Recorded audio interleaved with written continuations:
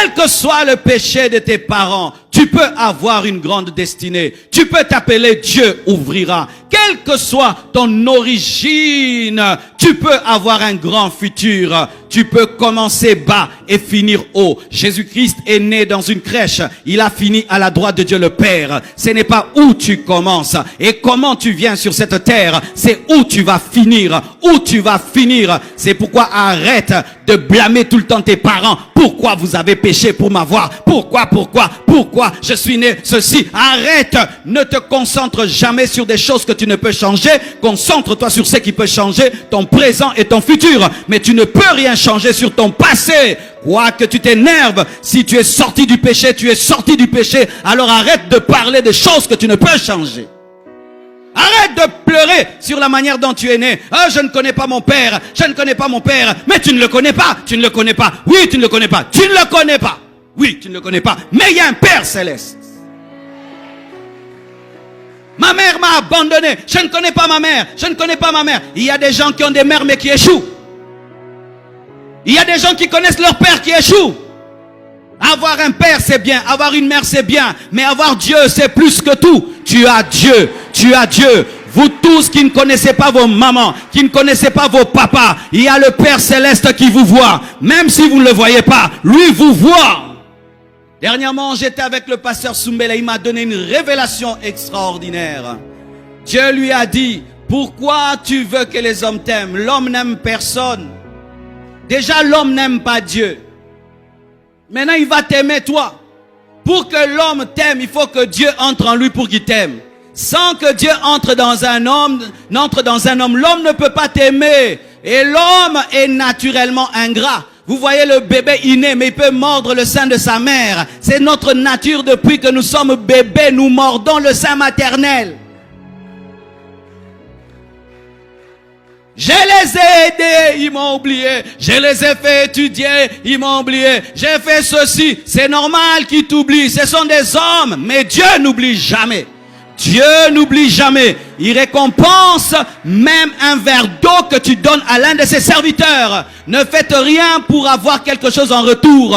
Faites les choses pour Dieu. Que tu dises merci ou pas, je m'en fous. Je l'ai fait pour la gloire de Dieu. Donne-moi l'amen.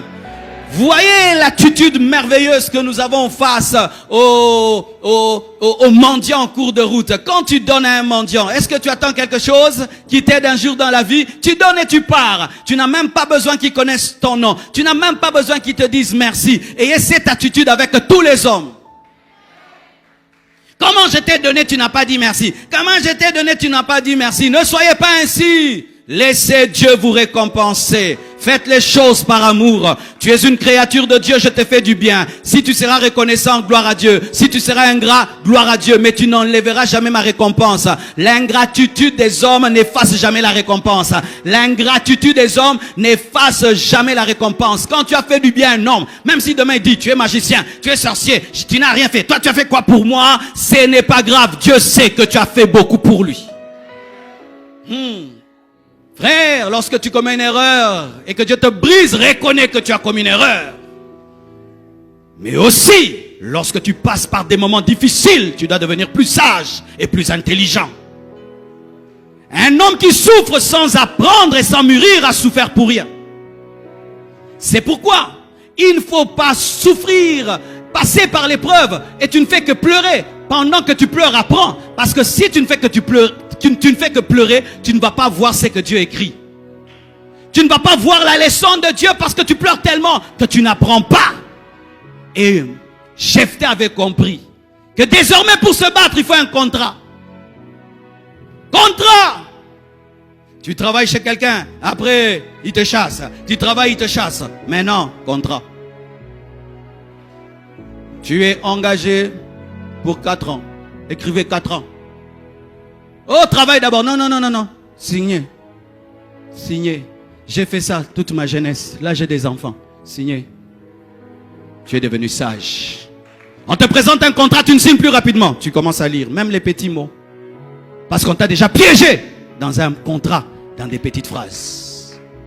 Un homme qui souffre, qui ne devient pas sage, a souffert pour rien. Une nation qui souffre, qui ne devient pas sage, souffre pour rien. Congolais, Si on ne devient pas sage, nous souffrons pour rien. Une nation qui n'apprend pas dans sa souffrance revivra son histoire. Et lui, il avait changé. Il a dit, qu'est-ce que j'aurai? Et il dit, si je vous donne la victoire, je serai votre chef.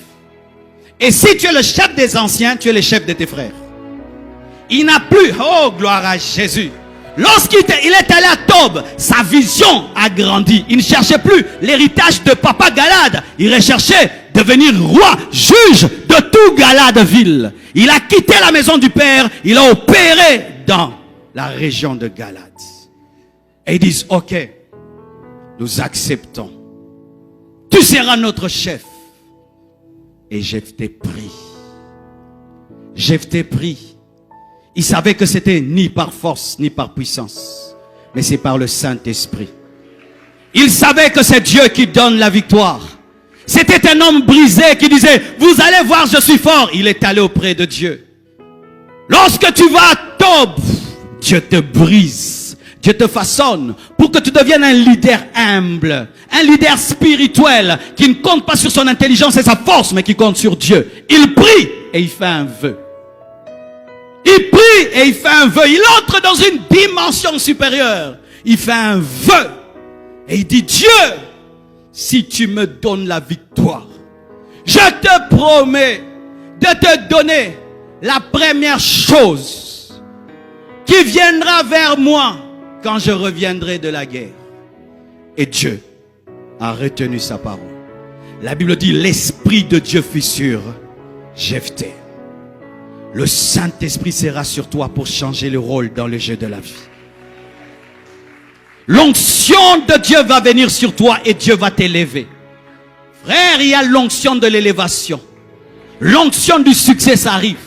Tout ce que David faisait prospérer, l'onction du succès. Tout ce que Joseph touchait prospérer, l'onction du succès. Tu n'as pas besoin de fétiche, tu as besoin du Saint-Esprit. Tu n'as pas besoin de maraboutage pour réussir, tu as besoin du Saint-Esprit. Et la Bible dit, le Saint-Esprit vint sur Jephthé. On voyait un homme, un guerrier avec une épée, mais il y avait une puissance surnaturelle derrière son épée. On regarde, c'est un professeur d'université, mais il y a une puissance surnaturelle derrière le professeur d'université. On regarde un homme d'affaires, mais lui, ses affaires, il y a une puissance surnaturelle. Si eux, ils ont des fétiches et des pungs sous la table, toi, tu as l'onction.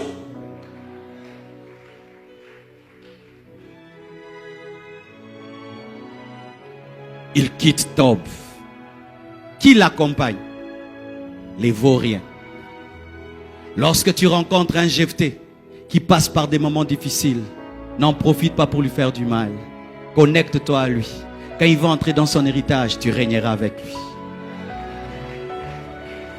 Quand tu vois un homme de Dieu, un oint de Dieu traverser des moments difficiles et tu sais qu'il a Dieu, connecte-toi à lui. Quand Dieu va le restaurer, tu vas manger avec lui. Celui qui souffre avec moi régnera avec moi. Ses frères n'ont pas cru en lui, mais des gens de vauriens ont cru en lui. Certains au milieu de nous, c'est ce que nous voyons. Ta famille ne croit pas en toi. Ton frère ne croit pas en toi.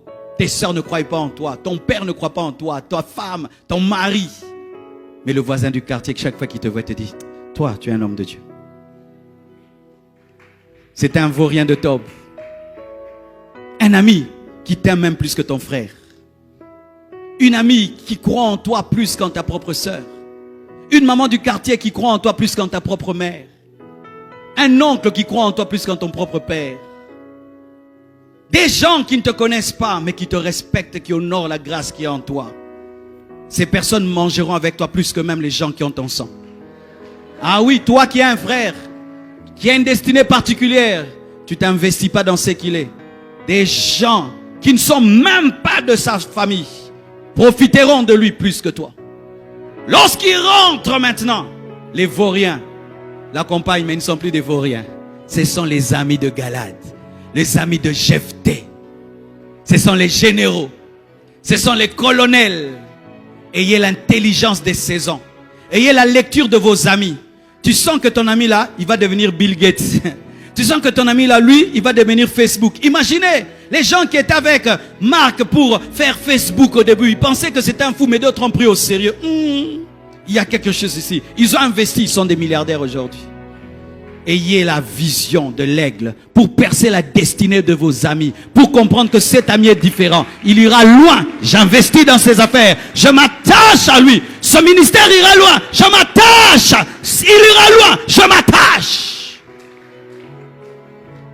Et Jephthé va à la guerre avec ses vauriens qui ne sont plus des vauriens. Il a tabassé Amon à un niveau. Et je ne suis pas entré dans la médiation qu'il a eu avec le roi d'Amon. Vous allez imaginer qu'il avait un niveau de sagesse et de diplomatie très élevé, parce que Jephthé au départ ne voulait pas faire la guerre. Il voulait que tout s'arrête avec les paroles. C'est dire qu'il avait grandi. Il était devenu un diplomate à Tob. C'était l'école de la diplomatie, du leadership. Les gens pensaient qu'il avait disparu alors qu'il était à l'école de Dieu. C'était devenu un juge, mais qui n'avait pas de trône. Et lorsque Jephthé va à la guerre, il remporte la guerre. Et là, il est honoré. Le temps a changé de rôle dans le jeu de la vie. Le rejeté est célébré. Le jugé devient juge. Le jugé devient juge. L'abandonné est honoré. C'est pourquoi dans la vie, le problème, ce n'est pas qu'on te jette. Ou pourquoi on t'a jeté, mais où es-tu tombé quand on t'a jeté? Si tu tombes sur un tremplin, tu bondiras. Et Dieu est celui sur qui tu dois toujours tomber lorsqu'on te rejette. Tes amis t'abandonnent, tombe sur Jésus. Les gens te rejettent, tombe sur Tob. Tob, la bonté et la grâce. Ils l'ont jeté, mon soir, ils l'ont fait tomber sur un tremplin. Et il est revenu plus fort. Des hommes voulaient enterrer un soldat. Ils l'ont jeté et il est tombé sur les ossements d'Élisée. Et il est ressuscité. Le problème, ce n'est pas où on te jette, mais tu tombes où quand on t'a jeté. Tombe sur Jésus. Tombe sur Jésus. Tombe sur Jésus. Tombe sur Jésus. Tombe sur Jésus. Quand on te rejette, on t'abandonne. Tombe sur Jésus. Et il revient avec force, il remporte la victoire. Et Jephthé devient juge. Il devient juge. Dieu a changé. Mais il avait fait un vœu. Il avait dit, si tu me donnes la victoire, je te donnerai la première personne, la première chose qui viendra vers moi. Donc, il pensait, un bœuf, un animal, un serviteur, va venir le mettre à gagner. Lorsqu'il commence à rentrer chez lui à la maison, sa fille unique. Il n'avait pas de garçon, il n'avait pas de fille, il n'avait qu'une seule fille qui était vierge. Quand elle entend que papa est revenu, elle court vers Jephthé. Papa est revenu. Quand seulement Jephthé la voit, il comprend que Dieu avait choisi la personne la plus importante de sa vie. Et sa fille heureuse, lui, pleure. Il commence à pleurer. Il a la victoire, mais il pleure. Il dit, pourquoi tu me fais cela? Tu es parmi ceux qui me jettent dans l'abattement et l'angoisse. Mais sa fille était spirituelle, sans que son père ne lui explique. Elle dit, si tu as fait un vœu, accomplis-le.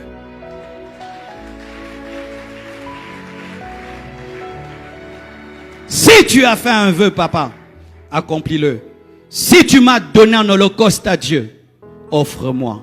Parce que le Dieu que tu as prié est un Dieu vivant. J'aimerais vous dire une chose, mes frères. Les gens parlent d'élévation de succès, il y a le prix à payer. Si les personnes élevées ne disent pas tout, quand Dieu va vous élever, vous serez surpris. Lorsqu'il va vous demander votre seule fille. La seule fille, c'est quoi? Toute ta vie. Toute ta vie, frère. Tu veux que Dieu t'élève, il te prendra toute ta vie. Parce que s'il ne te prend pas toute ta vie, tu vas devenir Dieu pour toi-même. Dieu ne supporte pas de concurrents. Et sa fille vient. Et elle dit, donne-moi le temps de pleurer sur ma virginité. Et tu m'offriras à Dieu. Elle est allée avec ses amis. Elle a pleuré sur sa virginité. Elle a pleuré. Pleure mais donne. Pleure mais obéis. Quand tu fais un vœu à Dieu, même si ça te fait mal, pleure, mais obéis. Tu pleures sur Isaac, mais tu offres Isaac. Dieu, en donnant Jésus, a pleuré, mais il a donné. Jésus a pleuré, mais il s'est donné. Père, tu m'as promis au monde, non point ma volonté, mais que ta volonté soit faite.